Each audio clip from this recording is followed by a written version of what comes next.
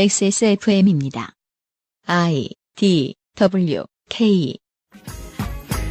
어제와 오늘 이 시간에는 장자연 씨에 대한 사회적 타살 사건의 시간 기록을 쫓아보고 있었습니다.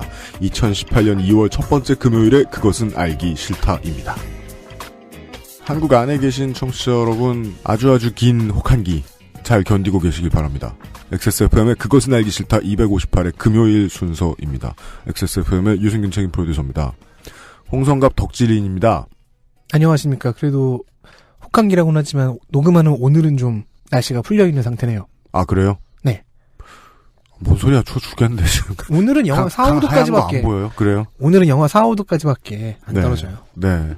그리고 또, 한파가 찾아오면, 수도관 같은 게 얼잖아요? 그럼 며칠을 갑니다. 그렇죠. 예, 영상 1, 2도 올라가지고는 빨리 녹지 않더라고요. 네.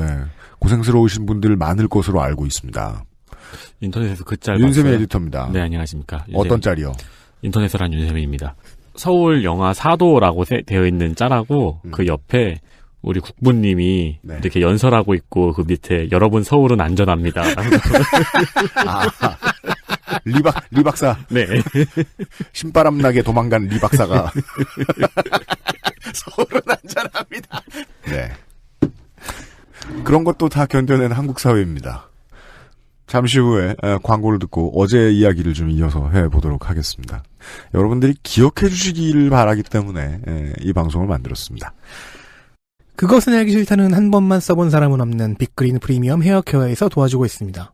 아, 나 이거 사야 되는데. 어제 이 시간에는요. 고 장자연 씨 사망 사건이 처음에 알려지게 된 타임테이블 그리고 수사 과정과 재판 결과가 어떻게 나왔는가. 재판을 간 사람들도 별로 없었고 재판은 실제로 장자연 씨가 입게 된 피해와 관련된 것은 아니었다라는 것들을 기록을 통해 알려드렸고요. 그리고 그 타임라인 중간에 나왔던 이름들 한 두 가지 정도가 아직 오늘 나올 걸로. 그중에 네. 사람을 특정하진 맙시다. 조선일보 사장. 그 사람이 실제로 조선일보 사장인지 아니면 누군지 실제로 조선일보에서는 부인하고 있으니까 조선일보 사장이라는 단어가 등장했고 그 단어와 얽힌 타임테이블도 정리를 해드렸습니다. 네. 윤세민 에디터가 나머지를 좀 어제 나왔던 이름 중 왕진진이라는 이름이 있었고요. 네. 송선미, 이미숙 씨 이름도 나왔는데 네. 이거 두 가지는 아직 해결이 안 됐죠? 그렇습니다. 오늘 나올 겁니다.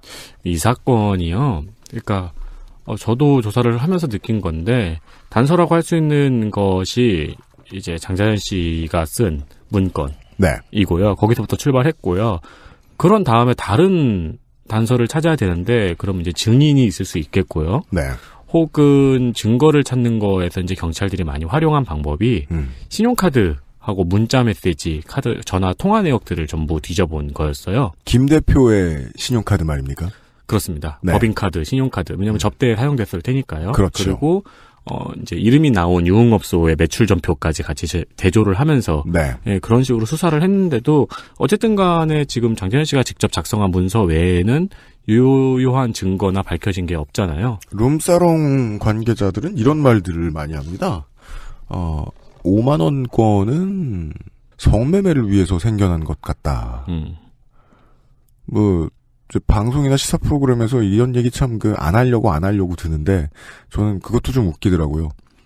한국의 지하 경제의 거의 대부분을 이루고 있는데 외국에 나가면 언제나 부끄러워지는 한국의 대표적인 문화인데 그 얘기를 안 하려고 들어요. 아무튼 그게 제가 말씀드리고 싶었던 거는 접대는 상당히 높은 비율로 VVIP라고 소위 불리는 사람들을 모신다라고 할수록 현금이 들어간다는 겁니다. 네. 그러다 보니까 저희도 사실 사건을 말씀드림에 있어서 사건을 말씀드리면서 이거 뻔한 거잖아라고 말씀을 드릴 수는 없기 때문에 맞아요. 이렇게 모자이크를 보여드릴 수밖에 없는 거예요. 예, 그것이 이제 이 세분화된 타임라인이고요. 네. 네. 그 타임라인이라도 좀 정리해보자 하는 게 저희의 의도입니다. 2011년 3월 6일 어제 말씀드렸습니다. 왕진진. 2011년 3월 6일 SBS에서 장자연의 친필편지 50통을 보도합니다. 2011년입니다. 장자연 씨가 돌아가시고 정확히 2년에서 하루 모자라는 날이었습니다. 그렇습니다. 근데 이 편지는 사실 이날 불거진 것이 아니에요. 이게 2011년에 처음 공개된 걸로 알려진 분들이 많은데요. 네. 사실 왕진진 씨의 주장은 이 당시에는 왕진진이었습니다. 네. 2009년 3월 21일 사건 발생된 지 약 20일 뒤에 처음으로 이 왕진진 씨가 스포츠 칸에 이 내용을 스스로 제보했었습니다. 경향신문의 스포츠지죠. 그렇습니다. 그러면서 의혹이 살짝 불거졌었는데 그러나 이 편지는 언론사에도 경찰에도 그 당시에 보여주지 않았어요. 네. 경찰이 이를 조사하고 그 당시 초창기에 이제 경찰 발표 동영상 같은 걸 보면은 중간중간 편지는요 하는 질문들이 있어요. 기자들이 외친. 네. 네. 근데 이제 경찰의 결론은 고 장자연 씨와의 친분이 전혀 확인되지 않는다라고 이미 그때도 확인이 됐었어요. 이 편지는 광주 교도소에 수감되어 있던 전준주 씨가 이분이 왕진진 씨죠. 그렇죠. 왜냐하면 수감되어 있던 이름은 전준주였으니까요. 네. 네. 장자연 씨에게 받았다고 주장하는 편지의 존재가 알려졌습니다. 존재가 있다라고 알려졌다는 겁니다. 네.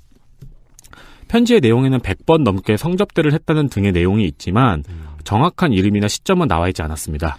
약간 애매한 게 장자연 씨가 실제로 작성했다고 하는 그 문건에는 성접대가 100차례가 아니라 100차례에 달하는 술자리 접대 및 성접대였거든요. 네.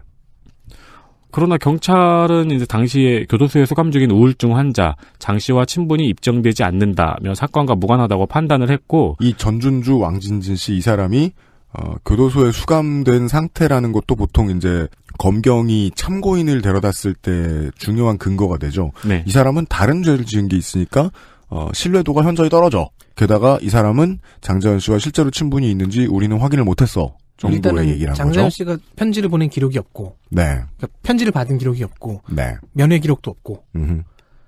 재판 중에 이분이 재판부에 편지를 보내기도 했었어요. 근데 재판부에서 인정하지 않았고요. 네. 그런데 이게 2011년 SBS의 보도로 불거진 겁니다. 이 편지는 위작이 아니다라면서. 네. 네. 그래서 이제 여론은 다시 한번 끌어올랐어요. 네. 이 사건을 다시 수사해야 된다. 왜냐하면 이전의 수사가 너무 열받는 결과였으니까요. 이 사건에서 다시 수사하라는 목소리가 나온 건요.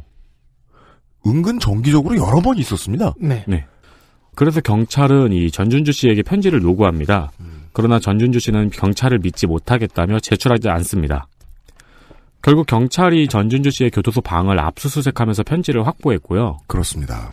2011년 3월 16일 재판부에서 이 편지가 위작이라고 밝혔습니다. 네, 이것이 위작인지 알아보는 데 긴 시간이 걸리지 않았어요. 네. 국과수를 갔다고 하죠. 국가수에서 금방 네. 이것은 뭐 전혀 같은 필체가 아니다라고 밝혔죠. 그리고 교도소 내 기록에서도 장자연 씨로부터 편지가 온 사실도 없었고 면회를 왔던 사실도 없었음을 확인했습니다. 이분이 왜 수감되었는지는 중요하지 않겠지만 얘기해볼까요? 99년에 강도와 상해 성폭행을 동시에 저질러서 특수강도 강간죄로 4년, 2003년에 출소해서 또 붙잡혀서 특수강도 강간 혐의로 징역 8년, 복역 중에 교도관을 폭행해서 1년 플러스. 근데 이걸 다 합치면은 약간 좀 애매하게 12년이 나온다고 그러더라고요. 네. 어쨌든 그래서 12년을 교도소에 있었어요. 그래서 당시의 기사 중에는 그런 사실도 많이 나왔죠. 20살 이후 사회에 있던 기간이 6개월밖에 안 된다. 작년 12월 26일 검찰 과거사위원회가 장자연 사건 재수사를 검토 중이라는 소식이 알려진 다음 날인 12월 27일에 전준주 씨는 낸시랭 씨와 결혼을 발표합니다.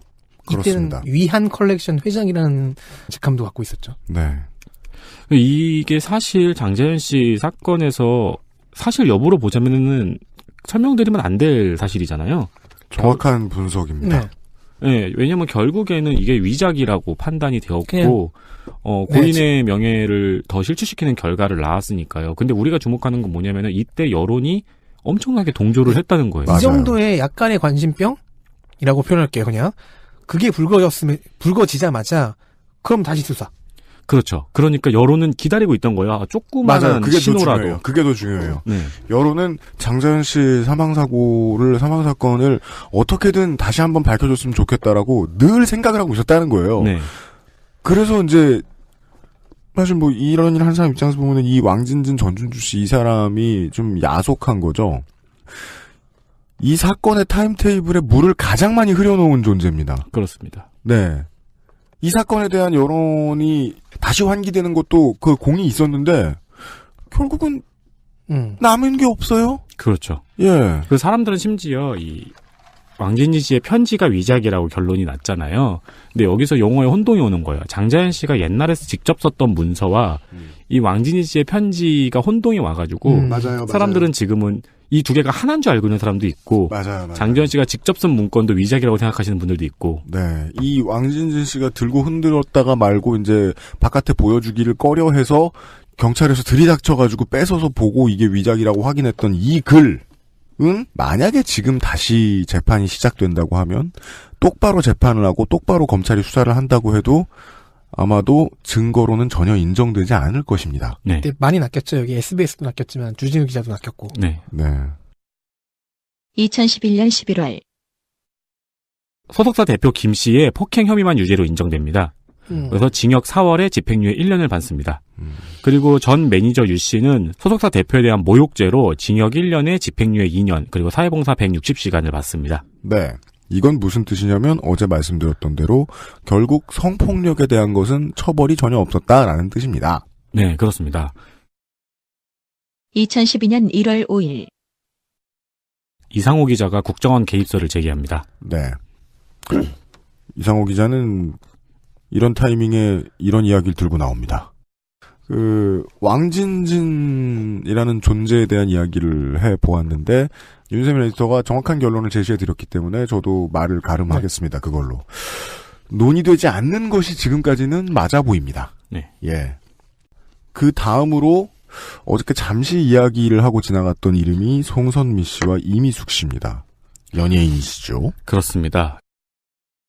2012년 1월 18일 2012년 1월 18일 전 소속사 대표 김모 씨가 연예인 송선미 씨를 명예훼손과 무고 혐의로 고소했습니다. 이 김 씨는 좀 전에 말씀드렸던 2011년 11월에 징역 4월에 집행유예 1년을 받았던 그 사람입니다. 그렇습니다. 김 대표. 네. 여기서부터 시작된 게 이제 고 장자연 자살 사건에 송선미 씨와 이미숙 씨가 연루되었다는 이야기입니다. 네. 이거는 사실 약간 연예 뉴스 식으로 많이 돌아다니고 연예면에서 나와야 할 외전. 네, 그런 식으로 많이 돌아다닌 건데 저도 길게 할 얘기는 아닌 것 같아요. 왜냐면 이제 재판장에서도 판단을 했거든요. 그래서 짧게 말씀을 드리자면은 송선미 씨와 이미숙 씨가 김모 씨의 소속사에서 유모 씨의 소속사, 매니저인 유모 씨의 소속사로 이전하는 소송 중에 이 소송에서 유리하게 활용하기 위해서 매니저 유모 씨와 공모해서 장자연 씨에게 이 문서를 작성하라고 시켰다는 내용입니다. 혹은 장자연 씨가 아닌 다른 사람이 작성했다는 설도 있었고요. 네. 그래서 장자연 씨는 자신도 이 김모 씨 소속사에서 나오기 위해서 자신도 왜냐하면 폭행을 당하고 있었으니까요. 네. 나오기 위해서 이에 동조하고 자신의 피해 사실을 장자연 씨가 작성을 했어요. 이 스토리에 따르면 네, 그게 2월 28일이죠. 근데 문건을 작성한 장자연 씨가 이것을 작성한 후에 이 작성을 후회한 거죠. 그래서 유 씨에게 문건을 돌려달라고 했으나 유 씨가 이를 거절했고 장자연 씨는 이 문서가 이미 유출이 되었다는 사실을 알고 그것 때문에 자살했다는 내용의 이야기입니다. 어제 제가 제기했던 소설과 약간 비슷하네요. 그렇죠. 근데 이게 왜 주목을 받냐면은 저희가 어제 보여드렸던 모자이크나 그리고 이제 얘기했던 것과 개연성은 너무 딱 들어맞아요. 가장 잘 들어맞는 가설. 네. 그렇습니다. 이 내용으로 김 씨가 소송을 제기했습니다. 근데 법원에서는 장자연 자살 사건은 무관하다고 판단을 했고요. 다만 명예훼손이나 소속사 이전 문제 등에 대해서만 판단해서 판결을 내렸습니다. 이 과정에서 이 소속사 대표 김 씨도 송선미 씨의 남편의 매형이 과거 청와대에 있었다는 사실을 근거로 들면서 국정원 개입설을 주장했습니다. 네.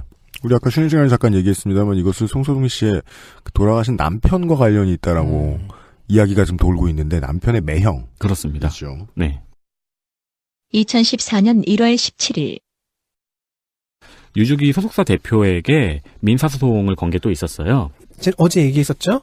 1억 6천만 원의 민사소송을 제기를 했는데 여기에서 법원이 1심에서 폭행 사실만 인정을 합니다. 네. 그래서 700만 원을 지급하라는 판결을 냈습니다. 700만 원이요? 네. 형사 판결을 따라갔고요. 그렇죠.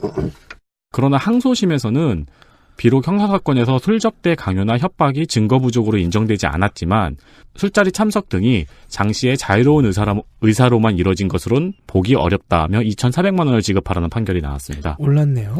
이러면은 강요죄가 여기서는 인정이 된 거죠. 부분적으로나마. 네. 네. 아주 이상하죠. 그 전에 이미 한번 판결이 다른 건으로 난 적이 있던 거였는데 연관된 사건의 판결에서는 내용이 좀 다릅니다. 네. 네. 자, 그래서 2018년 올해까지 옵니다. 2018년 1월 8일 JTBC 뉴스룸에서 장자연 사건의 수사 기록을 보도합니다. 보도 내용을 자세히 한번 살펴보겠습니다. 먼저 술접대 강요입니다. 네. 혐의 없음으로 나왔죠? 기록에는 강요에 의한 술접대 강요로 볼만한 기록이 곳곳에서 발견됩니다. 가장 논란이 되었던 기록이 2008년 10월 장 씨의 어머니 기일에 술자리에 불려나갔던 기록입니다. 그렇습니다. 예전에 재판에서 그 전 매니저도 이 일로 차 안에서 신세 한탄을 하면서 운 적이 있다는 증언을 한 적이 있었는데 그냥 넘어갔습니다. 당시에는. 그러니까 증언의 경중으로만 따질 것 같으면 상당히 결정적인 이야기였는데 네, 이건 넘어갔죠. 네. 이 전 매니저는 유 매니저가 아니죠? 네, 유 매니저의 전 매니저. 그렇죠. 네. 수사 기록에는 이날 소속사의 비용으로 머리 손질을 했던 기록이 있습니다. 네. 이런 것들은 수사하면서 찾아보기가 쉽습니다. 왜냐면은 연예인들이 어디 행사 나가기 전에 머리하고 메이크업하는 곳 정해져 있거든요. 그렇습니다. 그리고 특히나 같은 기획사는 같은 샵을 보통 이용합니다. 네. 그리고 그 소속사 인물이 장자연 씨에게 머리 사진 찍어놓으라고 남긴 문자가 또 수사 중에 발견이 되었습니다. 네. 그러니까 이날은 제삿날인데 어떻게든 치장시켜서 어딘가에 끌고 갔다. 그러니까 이건 분명하다는 그렇죠. 겁니다. 분명히 스케줄이 있었던 거죠. 네. 장 씨의 통화 기록에서 장 씨가 자신의 지인과 통화를 하는데요. 소속사 대표가 장 씨가 나이 든 사람과 만난다는 등 말도 안 되는 이야기를 했다고 하고 사장님은 나를 이 바닥에서 발 못 붙이게 조치를 다 취했다라고 말한 것도 드러났습니다. 즉 소속사 대표가 장 씨를 무언가로 압박했다는 증거가 되죠. 네. 그렇기 때문에 소속사 대표와의 갈등이 있었던 정황은 포착이 되고 이 바닥에 발 못 붙이게 조치를 취했다, 나이 든 사람과 만났다 등의 말은 일단 장 씨를 소속사 대표와의 관계에서 궁지에 몰아넣은 말들이었겠죠. 당시 문제가 됐던 2009년 2월의 태국 골프 접대. 이거는 그 전에 골프 접대를 갔다 온 것과 별개로 2009년 2월에 또 있었는데요. 두 번째 골프 접대. 네, 골프 접대 요구를 받은 겁니다. 근데 여기서 장 씨가 드라마 촬영을 이유로 거부했거든요. 이때 꽃보다 남자가 촬영 중이었습니다. 근데 이를 거부한 이후로 소속사에서 장 씨의 차량을 처분했다는 기록이 있습니다. 네, 그렇습니다. 네, 그러니까 접대를 거부했다는 이유로 불이익을 당했다는 거죠. 네. 전 이런 조치가 참 이해가 안 가요. 어떤 거요? 물론 갑질하고 싶겠지. 근데 배우가 드라마에 캐스팅이 돼서 촬영을 한다는 거는 소속사 입장에서도 좋은 일이어야 되잖아요. 네. 단 한 가지 정도의 정황 증거가 파악이 되죠. 연예 활동보다 더 중요하다고 여겼을 것이다. 소속사 대표가. 그죠. 네. 즉 장자연 씨는 소속사에 있어서 배우 자원이 아니었을 수도 있다. 네. 그 점이 좀 공공연하게 알려진 거죠. 이런 상당히 그 적지 않은 수의 중견 기획사들이 어떤 연예인 지망생들은 연예인으로 키워주지 않을 작정을 하고 계약한다. 라는 거 말이죠. 네. 네. 또 같은 소속사의 당시 신인 배우 윤모 씨가 재판에서 한 증언도 재조명됐습니다. 네. 이 윤모 씨는 소속사 대표가 부르는 술자리 접대가 40차례 정도 있었다고 증언했습니다. 40차례. 네. 네. 그리고 윤모 씨가 술자리에 불려나가는 것이 힘들다고 말하자 장자연 씨가 넌 아직 발톱에 때만큼도 느끼지 못한 것이다 라고 말을 했다고 합니다. 네. 단선이 이렇게 많네요. 네. 또한 윤모 씨 본인도 이 소속사 대표 김 씨의 폭행에 대한 두려움이 있었고 계약을 어기면 지불해야 될 위약금 1억 원도 부담됐다라고 진술한 바 있습니다. 이 위약금은 그 윤 씨가 내야 될 위약금이죠. 그렇죠. 그러니까 윤 씨도 이런 두려움 때문에 술접대를 나갔어야 했다. 네. 이 부분이 중요한 이유는 같은 기획사의 대표 같은 사람이 어떤 일을 행했다라고 말하는데 그걸 주장하는 피해자가 복수로 나왔다라는 데에서 의미가 있죠. 그리고 이 윤 씨의 증언이 또 중요한 것이요. 윤 씨는 2008년 8월 소속사 대표 김 씨의 생일 축하 자리에서 장 씨가 정치인 A 씨에게 성추행을 당했다고 당시 룸사롱의 자리 배치까지 그려가며 구체적으로 상황을 진술했어요. 그리고 경찰은 A 씨를 검찰에 넘겼습니다. 이 정치인 A 씨가 이제 재판에서 등장을 했다고 해서 제가 다시 옛날 수사 기록을 살펴봤는데 그 명단에는 없었거든요. 즉 숨겨져 있던 그 한 명을 드디어 찾은 거네요. 그렇지 않을까 저는 생각합니다. 네. 그럴 수도 있다. 네, 장 씨에게 부적절한 행동을 했던 1인이라고만 설명이 되어 있거든요. 정치인 A 씨. 네. 다만 이 윤 씨가 처음에는 자기가 가진 명함을 가지고 가해자를 유추하다가 처음에는 가해자를 잘못 알아가지고 한번 번복했다고 해요. 네. 그걸 이후로 검찰에서는 A 씨를 재판에 넘기지 않았습니다. 수사 과정에서 가장 크리티컬한 부분이죠.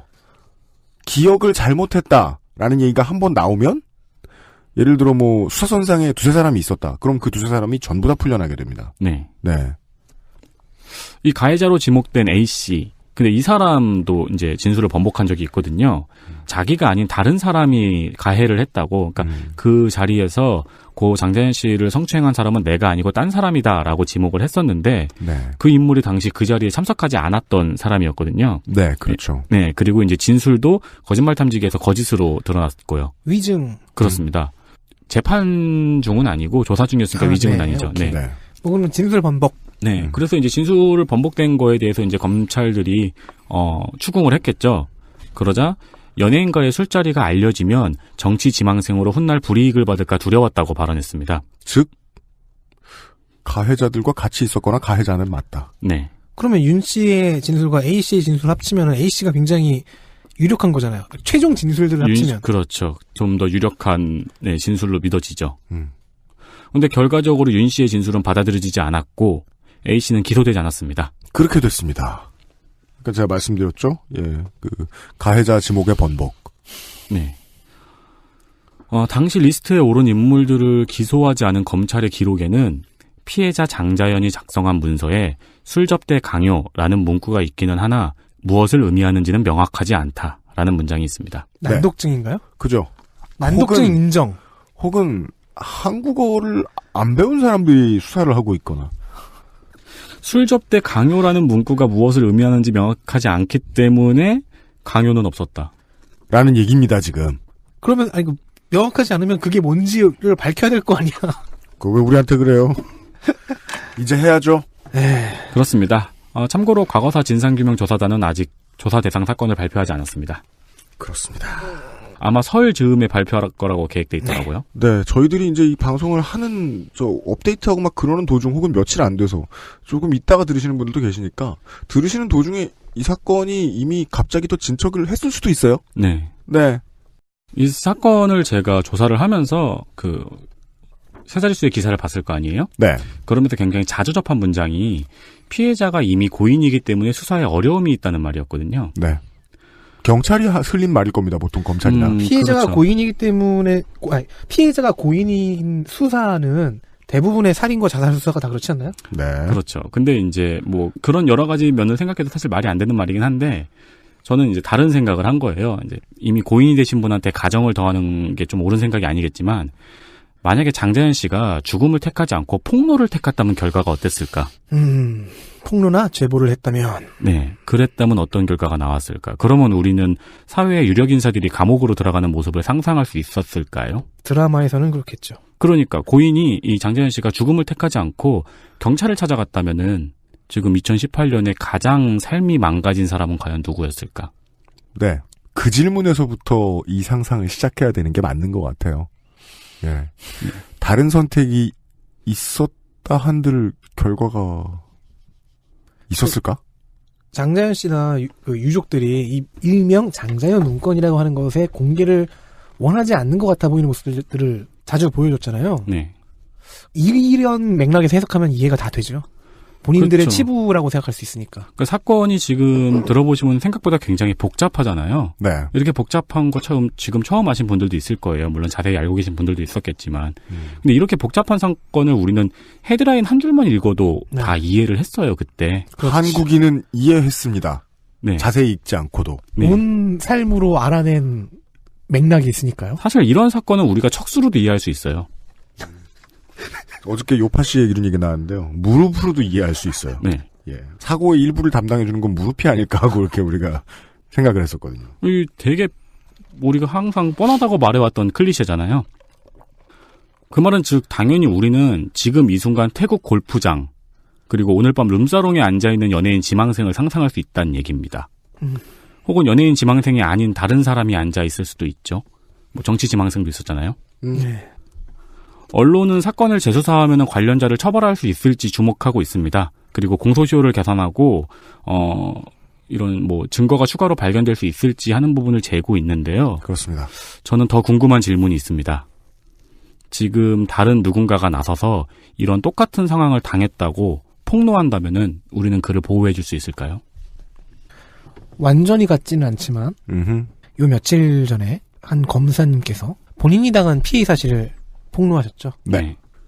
지난주에 이제 그것이 알고 싶다 보면서 말이에요. 민주화운동 시절에 그 고문당한 피해자들을 고문한 수사관들을 인터뷰하는 걸 봤죠. 네. 예.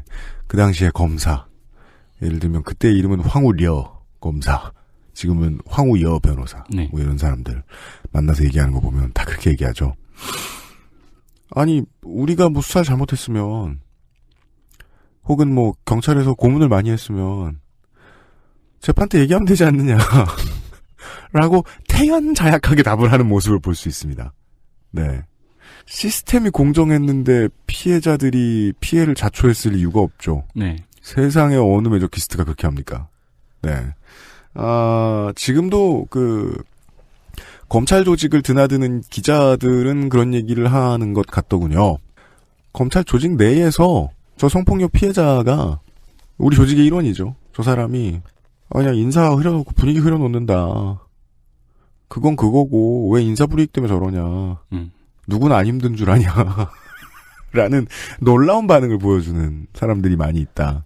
예. 같은 얘기가 얼마 전 대학 동아리에서도 나왔더라고요. 그래요? 동아리원들끼리 이제 그런 사건이 일어났는데 회장이 그런 똑같은 반응을 보여줬어요. 네. 그 얘기가 나한테 들어온 것도 없고 결국에는 동아리는 아무 관련이 없다. 그러면서 나왔던 워딩이 한 명 때문에 많은 사람들이 피해보는 게 너무나 싫다. 우리 사회 구성원들이 이런 피해자들을 감싸기 위해 반드시 필요한 감각, 공감 능력을 대체 얼마나 많이 상실했을까? 근데 공감 능력 상실이 이제 일반화된 상황이면 그 사회는 피해자를 못 구제해 줄 거잖아요. 네. 네. 저는 앞으로 그게 궁금합니다. 왜냐면 세상 어느 민주주의 정부는 다 포퓰리스트 정부라서 국민이 하자면 가거든요. 국민들은 과연 얼마나 이런 피해자들을 보호하고 이웃으로 생각해 줄 것인가. 같이 희생을 나눌. 아픔을 같이 나눌. 그게 제일 궁금합니다. 예. 곧 이 관련된 이야기들 더 많이 들으실 겁니다. 뉴스 이해하는데 도움 되시라고 2시간 써보았습니다. 윤세민 에디터 수고 많았습니다. 네, 네, 감사합니다.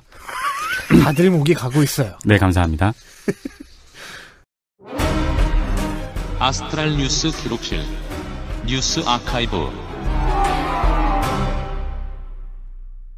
1978년 NWA 샌프란시스코 레슬링에서 레슬러 로디 파이퍼는 로디 파이퍼 라우디라는 기믹을 만들어냈습니다. 원래 레슬러가 기믹 하나 만들어내기가 그렇게 어렵습니다.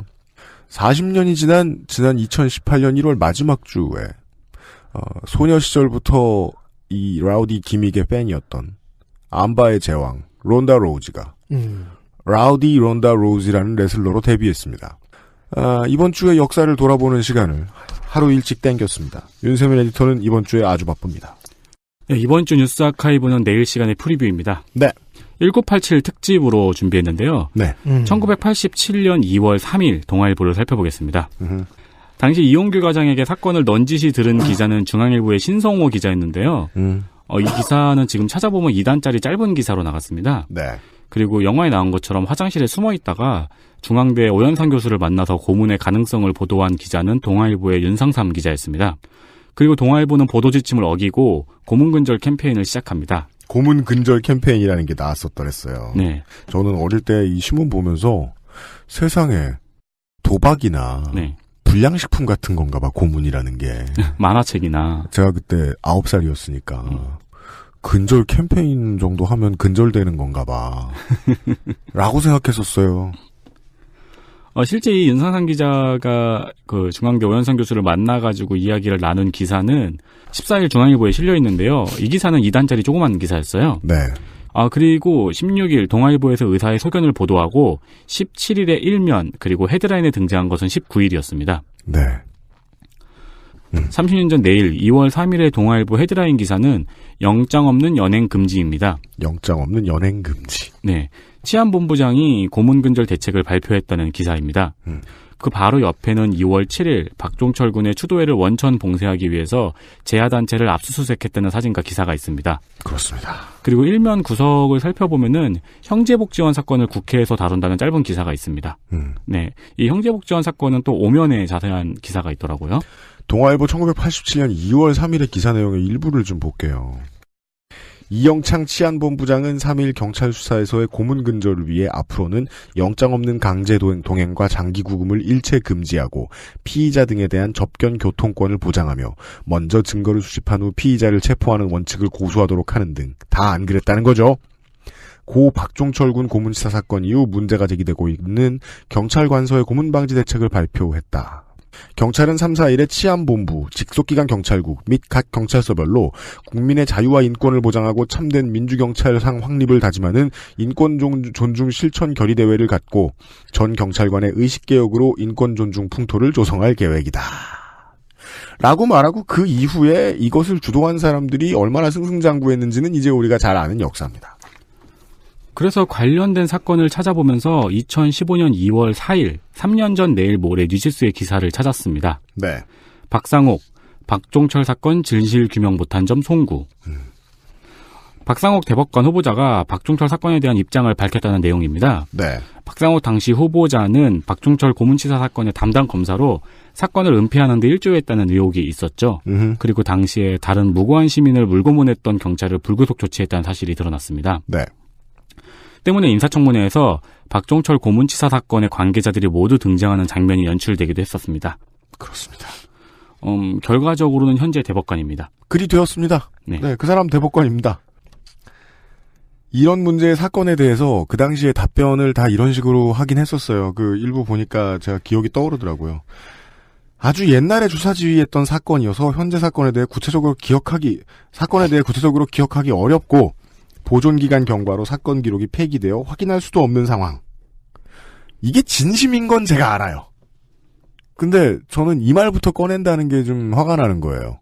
책임은 일단 안 지겠다 이거잖아요. 네. 사과할 생각도 없다는 거잖아요. 네. 네. 뭐 그랬습니다. 예. 형제복지원 얘기가 이때 같은 때에 유명해졌던 거는 제가 몰랐어요. 네, 근데 네, 그렇죠. 이 사실 박종철 고문치사 사건이 불이 붙어오르기 시작한 거는 5월? 천주교 정의구현 사재단에서 이 은폐 조작서를 발표하고 나서였거든요. 그 전에는 이 형제복지원 사건이 또 크게 터졌습니다. 많은 분들이 형제복지원 사건을 기억을 하실 텐데요. 이 사건은 거리의 무용고자 혹은 불황자들을 수용하는 시설에서 폭력, 강간, 노동착취, 살인 등이 벌어진 사건입니다. 네. 이렇게 설명하면 되게 좀 얌전하죠. 그니까요. 네, 사실 맞는 표현입니다. 네, 사실은 뭐 아우슈비츠 사건이나 요덕수용소 같은 곳이 부산에 있었다는 이야기죠. 네. 네. 밝혀진 사망자가 513명이고요. 당시 그냥 길 가는 사람을 잡아갔다는 이야기 역시 유명합니다. 네, 맞습니다. 근데 그때는요, 90년대 문민정부 들어서서 전두환 시절에 아무나 막 잡아갔다. 네. 그리고 잡혀가서 내가 뭘 당했다라는 수기 같은 책들이 많이 돌아다녔었어요. 네. 그 상황이 되게 이채로웠던 게, 그 전까지만 해도 사람들의 수기 같은 걸로 서점에 많이 깔려있고 많이 팔리던 거는 내가 북한군에게 무슨 일을 당했다. 네. 공비들이 넘어와서 우리 집에 무슨 일을 했다. 그거 되게 자극적이거든요. 칼이랑 총이 난무하고. 그렇죠. 그런 이야기들이 책으로 많이 팔렸다면 이 나라 정부가 이 나라 국민에게 했던 일들에 대한 이야기가 책으로 써져서 많이 퍼진 것. 그거는 이제 90년대에 매우 이채로웠던 일이었습니다. 삼천교육대에 끌려가서 무슨 일을 당했다. 근데 결이 조금 다른 게 삼천교육대는 어쨌든 한 달 있다 나왔고요. 뭐 전두환 정권에서 경찰에 끌려가도 그냥 조사를 받고 나오거나 혹은 이제 고문을 당하고 뭐 몸이 망가져서 나오는 경우도 있지만 네. 이렇게 나오고 했는데 형제복지원은 못 나왔다는 거죠. 그렇습니다. 이게 86년도에 수사를 시작한 사건이에요. 당시 제가 언론 보도를 살펴보니까 검사가 사냥을 나갔다가 이 형제복지원을 보고 저게 뭐지 싶어서 수사를 시작했다고 합니다. 네. 사냥. 그때는 사냥 여기저기서 도시에서도 할 수 있었고. 아, 옛날 같네요. 예. 그런데 재단 해산은 2015년에 됐습니다. 네. 2016년 2월 3일, 3년 전 내일 뉴시스의 기사입니다. 인권유린 옛 형제복지원 재산 환수 물거품 위기라는 제목입니다. 이 내용은 형제복지원 재단인 느헤미야 법인의 해산 판결에 따라서 주요 재산인 사상해수 온천 건물을 환수하려고 했는데 네. 해산 판결 10일 전에 이미 다른 재단이 채권자로 이 건물을 경매에 넘겼다는 내용입니다. 근데 문제는 이 채권자가 사실상 재단을 소유하고 있는 인물과 동일인이라는 게 문제죠. 네. 약 1년이 지난 2017년 3월의 기사를 또 살펴보면은 다른 재산 환수 과정에서도 이 환수 재산이 배우자에게 헐값에 넘어가는 그런 이 환수 대상 자산을 사실상 자기 자신에게 헐값에 팔아서 재산을 빼돌리고 있다는 보도가 있습니다. 네. 심지어 그 당시의 보도를 잘 살펴보면은 재산을 빼돌릴 뿐만 아니고 시세 차익을 챙기고 있다는 의혹을 보도하는 기사들도 많이 있습니다. 그렇습니다. 불법은 성실해요. 결국 이 재산 환수를 아직까지 진행을 하고 있는데요. 적자 환수라고 하죠. 맞습니다. 네. 그 이름이 바로 백양의료재단이지요. 네. 네. 결국은 동일인 소유로 보는 것이 옳고. 근데 팔아넘기면은 그래서 그 법이 느슨한 건지 수사 의지가 없는 건지 팔아넘겼을 때 막 제가 보기에는 너무 뻔뻔하게 아내, 가족 숨길 의지도 없다. 네, 숨길 의지도 없다. 그랬습니다. 예. 사실 숨기고 싶지 않았던 거라니까. 제발 좀 알아줘. 네. 근데 이게 부산시에서 그거를 전혀 제재를 못했어요. 안 했는지. 그렇습니다. 군부 정권 2기에 자행되었던 폭력을 통해서 부나 명예를 축적한 사람들이 꽤 많았다. 라는 것을 좀 기억을 해주셨으면 좋겠다. 예. 그리고서 내일, 그놈의 선생이 무슨 얘기를 들고 올지 기다려보겠습니다. 아직 뭔 얘기를 할지 모르겠습니다. 우리가 아직까지 모른다는 게 약간. 예. 그냥 통화를 통해서는 그러니까 1987 이러고 말았거든요.